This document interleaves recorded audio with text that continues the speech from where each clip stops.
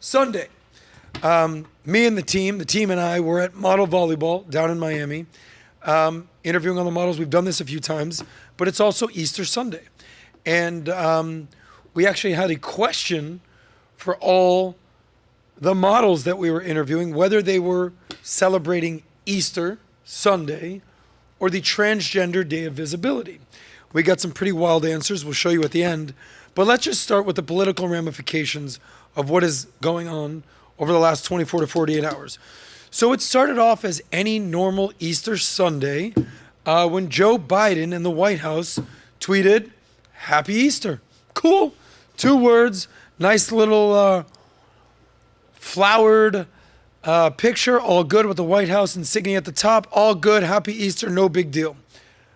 An hour later, they post on Instagram the following. Happy Transgender Day of Visibility. It says, "Today we send a message to all transgender Americans. You are loved, you are heard, you are understood, you belong." So they say loved, heard, understood, belong. This, my friends, created an uproar. The Christians were saying, "What the hell are you talking about?"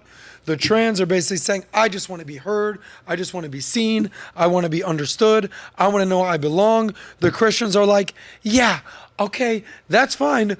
Pick another day, buddy." The trans said, "No, this is our day, March 31st. This is the day it's always been since 2009, always been." The Christians are like, "Always been. This has been our day for about 2,025 years at this point. So get in line." So at this point, it has me thinking, okay, is Biden trolling Christians? Is the White House gaslighting evangelicals? Is the Biden administration going out of their way to specifically upset everyday Americans who are just trying to enjoy their Sunday? All these questions should be asked and should be answered. So what then continues to occur is the White House doubles down on Biden's Trans Day of Visibility. Here's an article from the Daily Mail. And words matter. That's where we're going with this. So here we go, a little breakdown for you guys before we pull that up. Since 2009, by the way, who was president in 2009, Malik? Obama. That was Obama. Who was his vice president, Malik? Biden. So Biden's been in the know since 2009 of what's going on. Every March 31st has been honored by the Transgender Day of Visibility, which is the kickoff of the transgender movement. This is, I believe, the second year that has coincided on Easter. So White House spokesman Andrew Bates said the following. As a Christian who celebrates Easter with family, President Biden stands for, here it is, bringing people together and upholding dignity and freedoms of every American. Sadly, it is unsurprising that Republican politicians are seeking to divide and weaken, again, divide and weaken our country with cruel, hateful, and dishonest rhetoric. President Biden will never abuse his faith for political purposes or for a profit. I told you to pay attention to the words. Here are the words that the White House spokesman Andrew Bates used to define what the White House and Joe Biden stands for.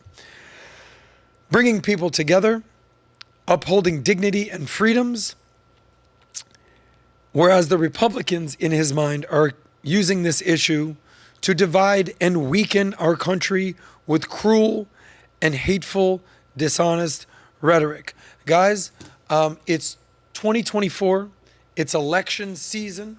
We know we're about 7 months away from an election, and the culture wars are just kicking off with Easter versus transgender visibility.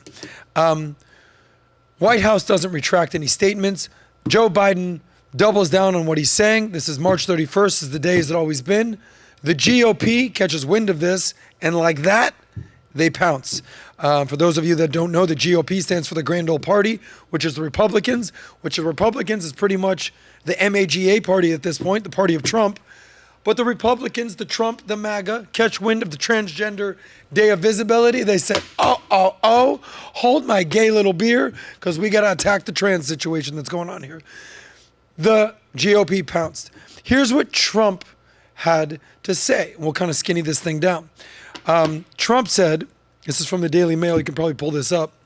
Trump said this is the culmination of a years-long assault on the Christian faith, and he finds it, quote unquote, appalling and insulting. So those are Trump's words right there. Devout Christian and newcomer to the House of Representatives, House Speaker Mike Johnson said the following: the Biden White House betrayed the central tenet of Easter and, quote unquote, called this act of transgender day of visibility outrageous and ridiculous. Again, we're paying attention to words here from the politicians and the White House. North Dakota Governor Kristi Noem, who, by the way, is number one right now, slotted in for the top VP pick, potentially her, could it be? She said this has been ongoing for years, a years-long assault of the Christian faith. So clearly they feel attacked, they feel appalled, they feel insulted, they find it to be completely outrageous. Vivek Ramaswamy, friend of Valuetainment, multiple podcasts with Vivek, been with this guy multiple times, Hindu. What I like about Vivek here, he's Hindu, I'm Jewish, neither of us are trans, neither of us are planning to transition, we're not Christian, we're just trying to bring some common sense to this situation right now. Vivek says the following: this is a slap in the face to every American. By the way, do you have his tweet?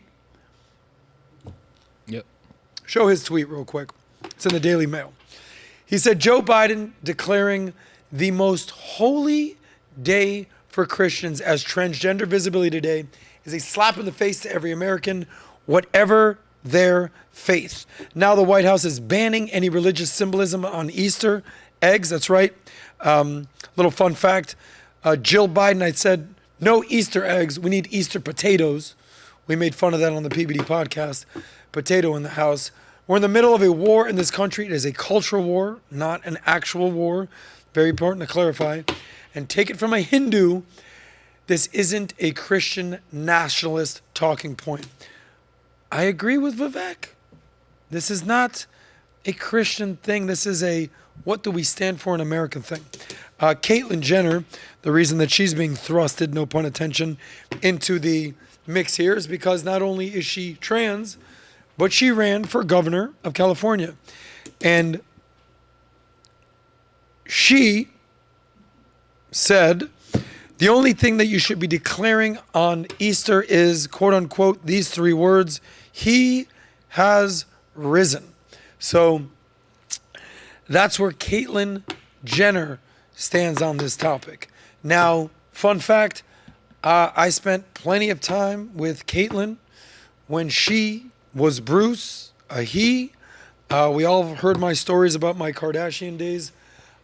Interesting to see where Caitlyn lands on this topic. Is that a little interesting to you that Caitlyn Jenner, of all people, probably before Dylan Mulvaney, the face of transgenderism, the face of cutting it off, stands on the side of Easter? What are your thoughts, Malik? Yeah, I think that's a very valid perspective to go off of because, like, she's one of the first people to do it. Like, well, first recorded viral people to do it that's gotten famous for it. And, like, I would give her the respect of her, him, however you identify. I would give them the credit of being the I guess the founder of that modern movement was going on. So you have to take that statement with some validity, I think. Yeah, I wouldn't say founder. I would say maybe the face. Maybe there's other body part you put in there. I don't know. But the point is, transgenderism has been going on for, I don't know, thousands of years. But now it is part of, especially with social media and especially with the culture wars, especially in election season, at the forefront of what's going on in America. So that is the GOP response. From top to bottom, We ain't playing this game. They're using words like appalling, insulting, outrageous, ridiculous, an assault on the Christian faith, and a slap in the face of every American. And that's from a Hindu American named Vivek. As a Jewish American, very concerning, the divisiveness and the timing of this day. And we'll talk about that later at the end. Whereas the White House is saying that it is protecting dignity and freedoms and trying to bring people together, they're claiming that the GOP is dividing and weakening the country this way. Couple more little stories here when it comes to politics. That's the White House perspective. That is the Republican perspective. Let me give you some perspective from just some general old Democrats, Dixiecrats, what's going on out there. Now, this is actually very interesting. In Georgia, there's a senator named Raphael Warnock. Now, what's interesting about him is that not only is he a senator, not only is he a politician, but he is also a reverend. Also a reverend. Here's what he had to say. Malik, I'm sure you can pull this up, or at least an image. He said, Republicans are trying to divide the country. There's that divisiveness again. Adding that House Speaker Mike Johnson, Republican from Louisiana, thinks trans people are abhorrent. This is the opposite of the Christian faith. In a moment like this, we need voices, particularly voices of faith. Who would use our faith not as a weapon to beat other people down, but as a bridge to bring us together? There's the bridge versus wall analogy. That wall, by the way, starting to make a little more sense than it did in 2016. Little fun fact there. Don't just stand there and hold the wall. Get off there. So that's what a Democratic senator / reverend has to say. So clearly that's where he stands on this topic. Look, I'm all for bringing people together. If there's anything this country needs, it's to be less divisive, less contentious, less argumentative. But is this the way to do it? Is this the issue that unites the country? Doubtful. Governor of New York, other than California, when I think of California, and I think of what's going on out there, and we'll talk about this, I mean, probably the wokest state in the country. New York City, maybe the wokest city in the country, right? Maybe Brooklyn specifically. Let me know your thoughts on that. But the governor of New York, you know what she decided to do? She said, listen, you know what I want to do? Light it up. Light what up, governor? Light up everything in pink, white, and blue on Easter to celebrate Transgender Day of Visibility. All the kids these days are talking about, it's lit! Right, Malik? I probably shouldn't be saying that. I'm 40 plus. I'm the oldest millennial. I don't think that's lit, but I get it. Correct. That's where I was going with this. We're talking about being lit. I don't know if this is the lit the kids are talking about these days, Malik. But she's decided, she ordered that the New York State landmarks light up with pink, white, and blue on Easter Sunday to celebrate Transgender Day of Visibility. The landmarks include One World Trade Center, Empire State Plaza, the State Fairgrounds, and Niagara Falls. So safe to say, New York was lit for the Transgender Day of Visibility. So there it is. You got Republicans saying one thing. You got Democrats saying one thing. You got Joe Biden saying whoever knows what he's saying. I don't even know if he knew, bro. I don't even know if he knew. I think he's got his handlers. I think he's got his coddlers. Now, I'm not in the camp where I think Joe Biden is just a zombie and he doesn't know what he's got going on. When you set the bar so low that he can't tie his shoes or he can't tie two sentences together and he gets out there on the State of the Union and just yells at everyone for an hour and a half, you sort of lose credibility in that regard if you think he can't do anything. But do I think he's running the day-to-day, doing the tweets, recommending things and fully understands what day it is? Probably not. I think if Joe Biden had his legit perspective of what he would rather focus on, Easter versus the Transgender Day of Visibility, This is a devout Catholic. He famously goes to church, to Sunday Mass every Sunday. I think he would pick Easter 100 times out of 100. The problem is, who is in his administration?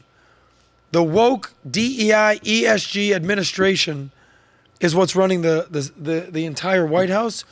So he's just running and gunning, and he's fallen victim to their methodology and mentality. So here's the finale on this segment. You got the message and you got the messenger. You have perception and you have reality. The reality is this. Biden is Catholic. He goes to Mass every Sunday. He's been doing that forever. The reality is Trump ain't going to church, bro. Trump golfs on Sundays, and we all know that. And if he goes to church, he'd prefer to be golfing. But the reality is also the perception. The perception is, in fact, that Trump is standing up for faith and family and Easter, and he's embraced by the evangelicals. Hell, he's selling Bibles at this point to pay for a lawsuit from a porn star. Yet he's the one being embraced by the evangelicals, and he's the one standing up for family and faith. Ironic. Then you have Biden, who goes to church every Sunday, who's being embraced by the woke trans community. Little ironic right there, don't you think, Alanis Morissette?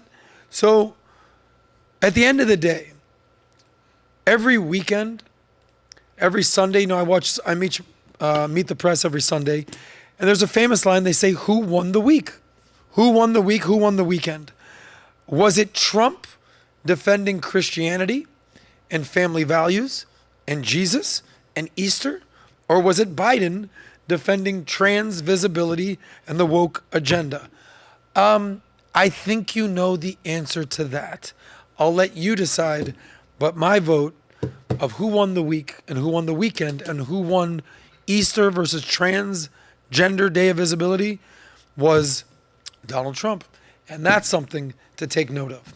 Whoa, whoa, whoa. If you like that one, click right here to watch the full SOSCAST. And don't forget to subscribe to the channel.